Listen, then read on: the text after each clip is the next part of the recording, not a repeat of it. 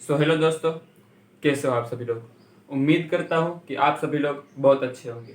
तो दोस्तों, आज मैं एक ऐसी बात करने जा रहा हूँ कि जो आपका सबसे बड़ा दुश्मन है और उसकी वजह से आपको सबसे ज़्यादा लॉस होता है। तो वो कौन है? वो हो आप खुद। क्यों? क्योंकि आप रिवेंज ट्रेडिंग या फिर कोई ऐसी गलती करती हो ट्रेडिंग में कि जिसकी वजह से आपको लॉस होता है। तो चलिए, आज की इस वाले वीडियो में हम यही सीखने वाले हैं कि रिवेंज ट्रेडिंग क्या होता है और इससे कैसे बचते हैं। तो चलिए, बिना किसी देरी के इस वीडियो को स्टार्ट करते हैं। स्टार्ट करते हैं हमारी वीडियो को। सबसे पहले हम सीखते हैं कि रिवेंज ट्रेडिंग क्या होता है। मैं आपको सीधा एग्जाम्पल से समझाऊंगा। मान लो कि आप सुबह को उठे हो, उठ के आपने चार्ट एनालिसिस किया। चार्ट एनालिसिस करने के बाद आपने एक अच्छा सा लॉजिकल ट्रेड उठाया। वो लॉजिकल ट्रेड उठाने के बाद आपको होता है लॉस, और वो लॉस आप बर्दाश्त नहीं कर पाते, और वो लॉस रिकवर करने के चक्कर में आप एक और लॉस कर बैठते हो। मान लो आपने जो पहले लॉस किया था वो 2000 रुपये किया। तो यहाँ पे आपको क्या करना चाहिए और क्या नहीं करना चाहिए। अभी आप क्या करते हो ना, सबसे पहले मैं वो लिखता हूँ। यहाँ पे आप करते हो रिवेंज ट्रेडिंग।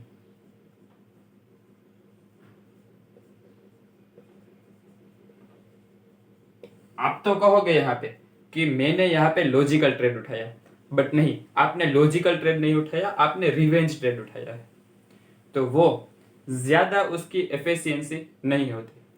तो आप यहाँ पे क्या करते हो, यहाँ पे क्वांटिटी कम करनी होती है, बट यहाँ पे आप क्वांटिटी को बढ़ाते हो। क्वांटिटी को बढ़ाते हो और क्वांटिटी बढ़ाते हो तो यहाँ पे प्रॉफिट भी ज्यादा होता है और लॉस भी ज्यादा होता है। और जैसे मैंने पहले कहा कि एफिशिएंसी कम हो जाती है, इसलिए यहाँ पे आपको रिस्क का चांसेस भी ज्यादा होता है, तो लॉस भी ज्यादा होता है क्योंकि क्वांटिटी बढ़ाई हुई है।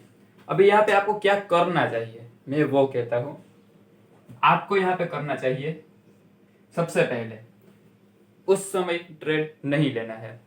उसके बाद जब आप शांत दिमाग से सोचो और उसके बाद लॉजिकल ट्रेड उठाना है। यहाँ पे लॉजिकल ट्रेड उठाना है। अभी लॉजिकल ट्रेड उठाओगे तो उसकी एफिशिएंसी ज्यादा होगी। ओके, तो यहाँ पे जो रिस्क है वो रिस्क होगा कम, और आपको यहाँ पे क्या करना है, अपनी क्वांटिटी है, क्वांटिटी को कम करना है, ना कि ज्यादा करना है। यहाँ पे देख लो, इसने रिस्क बढ़ाया, क्वांटिटी भी बढ़ाई। यहाँ पे आपको क्या करना है, रिस्क कम होगा और क्वांटिटी भी कम होगी, कम होगी। तो उससे आपको जो लॉस ज्यादा हो रहा है वो लॉस या तो कम होगा, या तो कम होगा या फिर प्रॉफिट होगा। तो यही है परफेक्ट उपाय कि मान लो आपको लॉस हुआ तो ऐसी सिचुएशन में आपको क्या करना चाहिए। अभी मान लो आप ऐसा करते हो, क्वांटिटी बढ़ाते हो, रिस्क बढ़ाते हो, लॉस भी करते हो, तो क्या होगा, पूरा अकाउंट वाइप आउट। तो आपके पास कुछ बचेगा ही नहीं ट्रेड करने के लिए, तो आप क्या ट्रेड करोगे। इससे अच्छा है आपने भले ही 2000 रुपये गवा दिए, बट आपके पास अभी सबसे मेन चीज है जो कि है अपना कैपिटल। आपको ट्रेडिंग करने के लिए यहाँ पे वॉरियर माइंडसेट नहीं रखना है, आपको यहाँ पे रखना है डिफेंसिव माइंडसेट, कि आपको यहाँ पे सिर्फ प्रॉफिट नहीं करना है, अपना जो कैपिटल है उसको सेव करना है। आपको आपका कैपिटल सेव करके अपना जो कैपिटल है उसको डिफेंड करना है, कि जिससे जो प्रॉफिट है वो एड ऑन हो सके और जो लॉसेस है वो कम से कम हो सके, और आपको सबसे ज्यादा रिस्क टू रिवॉर्ड रेशियो पे काम करना है। तो ये मैं स्टार पॉइंट करके लिख देता हूं, रिस्क टू रिवॉर्ड रेशियो।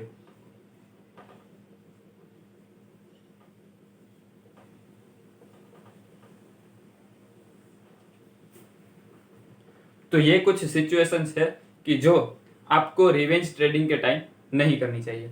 तो आओ अभी हम इसको पॉइंट वाइज सीखते हैं। सो अभी इसके सॉल्यूशन की बात करते हैं। सबसे पहला सॉल्यूशन है डेली लॉस लिमिट को सेट करना। अभी मान लो, अभी ये लिमिट कोई भी हो सकती है। मान लो आपका 10,000 का कैपिटल है, तो आप दिन की 1,000 या फिर 500, 1,000 तो नहीं रखना चाहिए, 500 की आप लिमिट सेट करते हो। तो दिन का 500 का लॉस आपको मैक्स टू मैक्स करना है। ये क्या है? मैक्सिमम लॉस है। तो मान लो आपको 500 का लॉस हो गया, उसके बाद आपको मार्केट को देखना ही नहीं है। उसके बाद आपको मार्केट से एग्जिट हो जाना है। एग्जिट हो जाने के बाद अगले दिन या फिर जब भी आप ट्रेड करना चाहो तब आपको ट्रेड करना है। अच्छा ट्रेडर वो नहीं होता कि जो हर एक ट्रेड में प्रॉफिट करता है। अच्छा ट्रेडर वो होता है कि जो अपने लॉस को कम करता है और प्रॉफिट को बढ़ाता है, और अपने हर एक की गई हुई मिस्टेक को एनालाइज करता है और उसको सुधारता है। तो वो ही होता है एक अच्छा ट्रेडर, और वो ही मैं आपको बनाना चाहता हूँ। सो मान लो आपने 500 की लिमिट सेट कर दी। अभी आपको ये 500 का 600 नहीं होने देना है। अगर ये 500 का 600 हो गया तो वो कब 1,000 चला जाएगा और कब आपका पूरा अकाउंट वाइप आउट हो जाएगा आपको पता भी नहीं चलेगा। इसलिए आपकी जो लिमिट है उस लिमिट के बाहर आपको लॉस को नहीं जाने देना है। अगर उस दिन वो लॉस चला गया तो आपको उस दिन ट्रेड नहीं लेना है।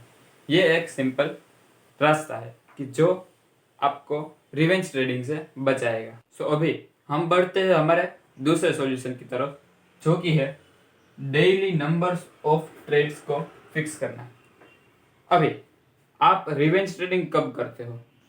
कि जब आप मार्केट से बदला लेना चाहते हो। और रिवेंज ट्रेडिंग करते करते आप दिन में कब 20 से 30 ट्रेड ले लोगे आपको पता भी नहीं चलेगा। अभी आपने 20-30 ट्रेड लिए तो उस पर आपको गवर्नमेंट को टैक्स भी देना पड़ेगा, उस पर एसटीटी भी लगेगा, सिक्योरिटी ट्रांजैक्शन टैक्स, ये है सिक्योरिटी ट्रांजैक्शन टैक्स। सो एसटीटी देना पड़ेगा, गवर्नमेंट को टैक्स देना पड़ेगा, फिर ब्रोकर को भी चार्ज देना पड़ेगा, ब्रोकर को भी चार्ज देना पड़ेगा। सो ये 3 टाइप्स के आपको टैक्स भी देने पड़ेंगे इस 20-30 ट्रेड में। अभी मान लो आपने डेली नंबर्स ऑफ ट्रेड को फिक्स किया। अभी फिक्स करने के बाद आप मान लो दिन के 2 से 3 ट्रेड लोगे, तो अभी ये 2 से 3 ट्रेड हो गए ना, वो उसकी जो एफिशिएंसी है वो भी बढ़ जाएगी, और उसका जो टैक्स है, जो एसटीटी चार्जेस है, जो ब्रोकर के चार्जेस है, वो कम हो जाएंगे। किसके सामने? ये 20 से 30 ट्रेड लिए हैं उसके सामने इसका जो एसटीटी चार्ज है, जो ब्रोकर चार्ज है, जो टैक्स है, वो कम होगा। क्यों कम होगा? क्योंकि ट्रेड की जो नंबर्स है, जो क्वांटिटी है, वो ही उतनी नहीं है। इसलिए तो आपको क्वालिटी ट्रेड की तरफ दौड़ना है, ना कि क्वांटिटी ट्रेड। आप ये 2 से 3 ट्रेड दिन में लोगे तो वो ट्रेड आप ऐसे लोगे कि जिसमें आपका रिस्क टू रिवॉर्ड रेशियो अच्छा हो, या फिर ज़्यादा एक्यूरेसी वाले ट्रेड हो जिसमें आप ज़्यादा कॉन्फिडेंट हो, ज़्यादा कॉन्फिडेंस से आप ट्रेड उठा सको। तो वो ही ट्रेड आपको इस 2 से 3 ट्रेड में लेना है। सो यही है दूसरा सॉल्यूशन, जो कि था daily numbers of the trades को फिक्स करना। सो अभी मैंने आपको 2 सॉल्यूशंस बताए, जो कि था सबसे पहला डेली लॉस लिमिट को सेट करना, और दूसरा डेली नंबर्स ऑफ ट्रेड को फिक्स करना। अभी ये दोनों के दोनों जो चीज़ें मैंने आपको बताई वो आप अपनी ट्रेडिंग में इंक्लूड करोगे तो आपकी ट्रेडिंग गारंटीड ज़्यादा अच्छी होने वाली है। सो ये 2 सॉल्यूशन है कि जिसकी वजह से आप रिवेंज ट्रेडिंग से बच सकते हो। सो दोस्तों, इसी के साथ हमारा ये वाला टॉपिक यहाँ पे ख़त्म होता है। अगर आपको ये वाला वीडियो अच्छा लगा हो तो इस वीडियो को लाइक कर दीजिए, चैनल पे नए हो तो सब्सक्राइब कर दीजिए। तो मैं मिलता हूँ आपसे अगली वीडियो में, तब तक के लिए बाय।